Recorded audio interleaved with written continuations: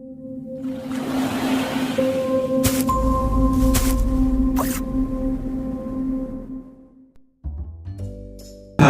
anak-anak hebat semua, kembali lagi dalam channel Tempat Belajar. Tempat belajarnya para juara. Bagaimana kabar kalian semua? Semoga dimanapun kalian berada, kalian selalu sehat, tetap ceria, dan masih semangat belajar tentunya.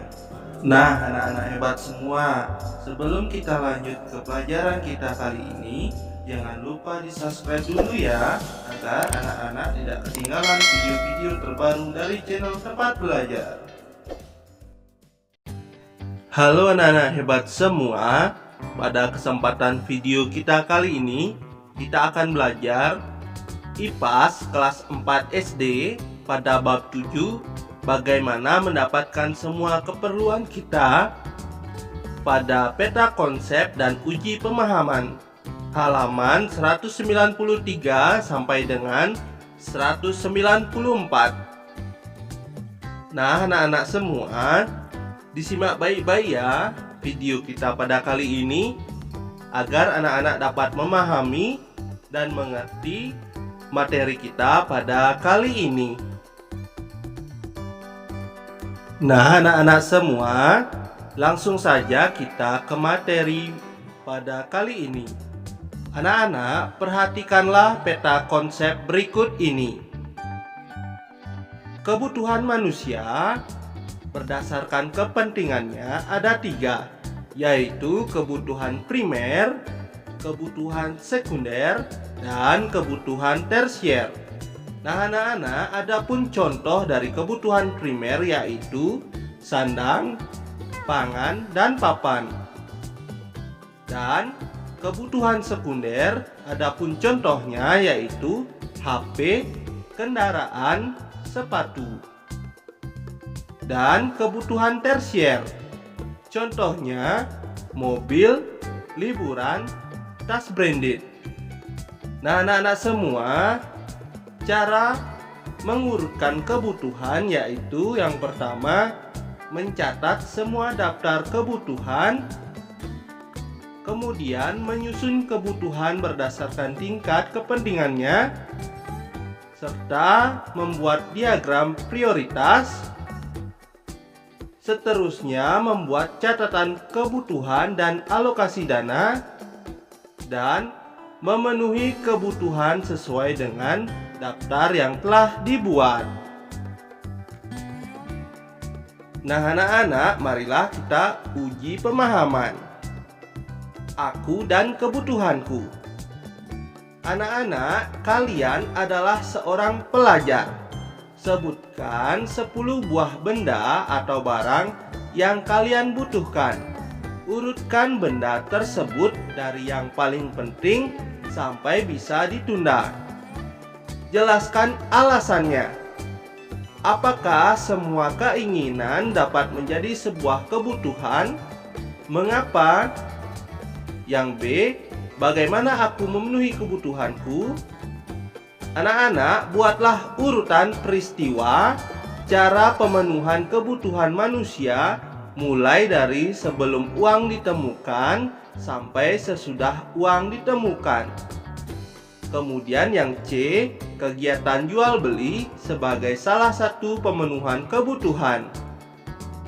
Anak-anak, pilihlah satu barang yang ada di sekitar kalian. Gambarkan alur perjalanan barang tersebut mulai dari pengolahan sampai ke penggunaan. Beri keterangan siapa yang terlibat dalam proses perjalanan tersebut. Jelaskan perannya dalam proses tersebut. Nah, anak-anak semua, marilah kita jawab uji pemahaman. Kita jawab yang A, aku dan kebutuhanku. Sebutkan 10 buah benda atau barang yang kalian butuhkan. Urutkan benda tersebut dari yang paling penting sampai bisa ditunda. Nah anak-anak, yang A, yang pertama, alat tulis. Alat tulis dibutuhkan untuk sekolah. Yang kedua, seragam dibutuhkan untuk sekolah. Yang ketiga, sepatu sekolah dibutuhkan untuk sekolah. Yang keempat, tas sekolah dibutuhkan untuk membawa buku dan alat tulis.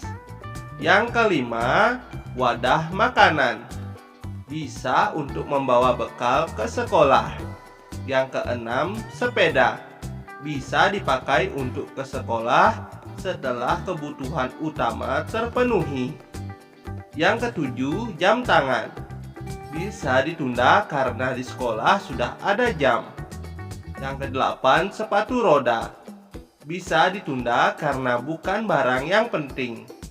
Yang kesembilan, HP pribadi bisa ditunda karena bisa meminjam HP orang tua. Yang kesepuluh, ada laptop bisa ditunda untuk sekolah di jenjang SMP atau SMA. Nah, anak-anak, apakah sebuah keinginan dapat menjadi sebuah kebutuhan? Mengapa? Sebuah keinginan dapat menjadi sebuah kebutuhan setelah kebutuhan sudah terpenuhi. Nah, anak-anak semua, kita lanjut yang B.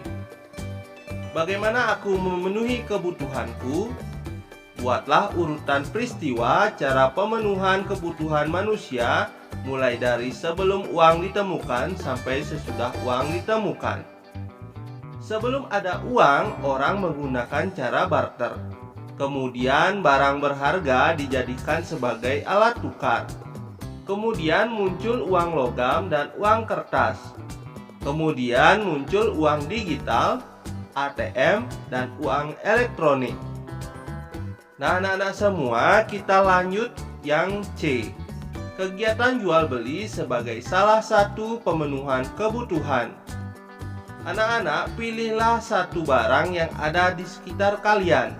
Gambarkan alur perjalanan barang tersebut, mulai dari pengolahan sampai ke penggunaan. Beri keterangan siapa yang terlibat dalam proses perjalanan tersebut. Jelaskan perannya dalam proses tersebut. Bapak pilih contoh barang yaitu tas. Pada proses produksi, pabrik tas membuat tas. Lalu pada proses distribusi, pabrik tas mengirim tas untuk dijual di toko-toko atau pasar. Lalu pada proses konsumsi, Bapak atau Ibu membeli tas tersebut dan saya pakai untuk pergi ke sekolah.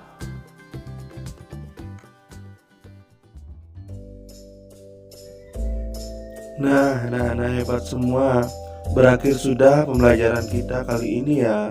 Semoga melalui video tadi anak-anak bisa mengerti dan memahaminya ya. Jangan lupa like, comment, share ke teman-teman kalian, dan juga subscribe channel ini agar anak-anak tidak ketinggalan video-video selanjutnya. Sampai ketemu di video selanjutnya ya. Bye-bye.